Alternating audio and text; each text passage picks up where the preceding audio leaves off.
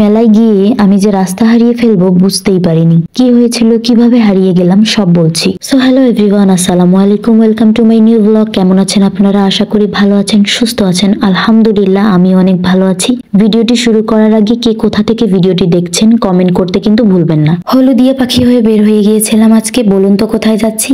Yes, রংপুরে শুরু হয়ে গিয়েছে গ্রামীণ ও কুটির শিল্প মেলা, যা চলবে আগামী 1 মাস অবধি। চলে এসেছি আমাদের গন্তব্যে। টিকিটের প্রাইস ছিল পার টিকিট 20 টাকা করে। এবার চলেন ভিতরে যাই। ঢুকতেই গেটের আঙ্কেলটা আমাকে বুঝিয়ে বলছিল এখানে নাকি রাফেল ড্র হচ্ছে, তাই টিকিটের অর্ধেকটা নাম, ঠিকানা, ফোন নাম্বার লিখে ফেলে দিতে। গ্রামীণ ও কুটির শিল্প মেলা আমাদের ঐতিহ্য, সংস্কৃতি এবং স্থানীয় শিল্পীদের প্রতিভাকে তুলে ধরার এক অনন্য উদ্যোগ। এই মেলায় দেশের বিভিন্ন অঞ্চল থেকে আসা ক্ষুদ্র কুটির শিল্প উদ্যোক্তারা তাদের নিজ হাতে তৈরি পণ্য সামগ্রী প্রদর্শন এবং বিক্রির সুযোগ পাচ্ছেন। মাশাআল্লাহ, মেলাটি বিশাল জায়গা জুড়ে ছিল। আর এদিকে দেখুন, মনে হচ্ছে আমি কি মনোযোগ দিয়ে পড়াশোনা করছি। যতদূর চোখ যাচ্ছিল হাঁটতে শুরু করলাম। মেলাটি পুরোপুরি গোছানো হয়নি, অনেক স্টল, অনেক সাজগোজের কাজ এখনো চলছে। মেলা মানেই রঙিন সাজসজ্জা, খাবার, কসমেটিক্স, জামা, জুতা, ফার্নিচার, বিভিন্ন ধরনের স্টল। তবে যাই বলেন, ছোটবেলায় মেলায় ঘুরতে যাওয়ার মতো আনন্দ এখন আর ফিল হয় না। কেন বললাম? কারণ তখন কোনো কিছু খুব করে বায়না ধরে কিনে নেওয়ার মধ্যে যে আনন্দটা ছিল,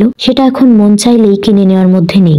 তবে চারপাশের উৎসবমুখর পরিবেশ, মানুষের আনাগোনা, স্টলগুলোর বাহারি সাজসজ্জা মনে নিঃসন্দেহে আনন্দের অনুভূতি এনে দেয়। আর আমি শুধু এদিকে ওদিকে দৌড়দৌড়ি করছি। আমাকে দেখে কেউ বুঝতেই পারবে না যে আমি বড় হয়ে গিয়েছি। মনে হচ্ছে একটা বাচ্চা মেলার মাঝে ছোটাছুটি করছে। কি করব বলেন? এত সুন্দর একটা উৎসব মুখর পরিবেশে আসলে কি আর কেউ স্থির থাকতে পারে?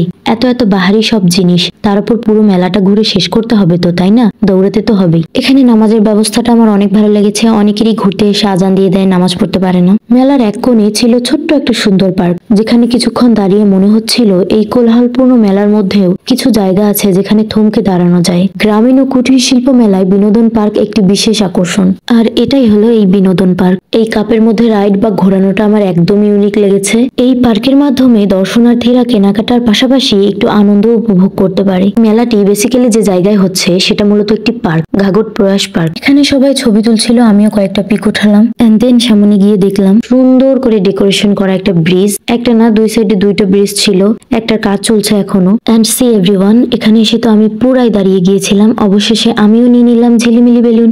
আমি তো পুরাই হ্যাপি হয়ে গিয়েছি। বড় হয়ে গিয়েছি তো কি হয়েছে, ভেতরের আমিটা তো এখনো বাচ্চাই আছে। কেন বলেছিলাম আমি হারিয়ে গিয়েছি বলুন তো? কারণ মেলাটা এত বিশাল জায়গা জুড়ে ছিল, হাঁটতে হাঁটতে আমি পুরো টায়ার্ড হয়ে গিয়েছি। মাথা ঘুরছিল, পা ব্যথা করছিল। আমি ফেরার সময় রাস্তা গুলিয়ে ফেলছিলাম। আর এদিকে সুন্দর করে যে নিজের একটা ক্লিপ নেব, ভাইরে ভাই, আমি যখনই ক্যামেরা ধরছি তখনই ক্যামেরার পিছনে কাপল চলে আসছে। লাস্টের দিকে আমি বলছিলাম, গাইজ আমার প্রচুর ক্ষুধা লেগেছে, প্রচুর টায়ার্ড লাগছে, এন্ড এখন আমি বাসায় যাব। আজকের মতো এই পর্যন্ত। ভালো থাকবেন, সুস্থ থাকবেন। ভিডিওটি ভালো লাগলে লাইক, কমেন্ট, শেয়ার করতে কিন্তু একদম ভুলবেন না। Thank you for watching. আল্লাহ হাফেজ।